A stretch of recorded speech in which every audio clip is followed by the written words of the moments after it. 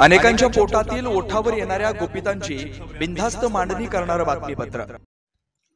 राष्ट्रवादीचे आमदार अमोल मिटकर यांच्या टीकेला मनसे नेते योगेश चिल्लेंचं प्रत्युत्तर। नाशिकमधील मनसेच्या वर्धापन दिनी अध्यक्ष राज ठाकरे यांनी अजित पवार गटावर टीका केली होती। त्यावर अजित पवार गटाचे आमदार अमोल मिटकर यांनी टीका करताना आधी आपला पक्ष सांभाळा, अमित ठाकरेंनी एका माथाडी कामगाराच्या पक्षातील नेत्याला मारहाण केली होती अशी टीका केली होती। आता मनसेचे नेते योगेश चिल्ले यांनी अमोल मिटकर यांना उत्तर देताना 70 कोटीचा घोटाळा कोणी केला, जेलमध्ये जाण्याआधी भाजप सोबत गेलेल्यांनी आम्हाला शिकवू नये, अन्यथा जशास तसं उत्तर मिळेल अशी प्रतिक्रिया दिली।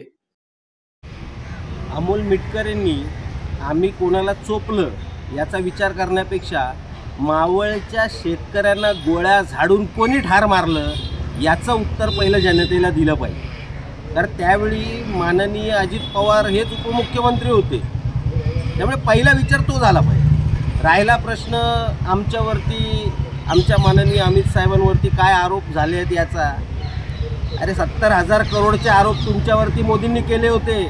त्याच्या तिसऱ्या दिवशी नाक घासत अजित पवार भाजपमध्ये सामील झालेले आहेत, ते का झाले याचं उत्तर आधी जनतेला द्या।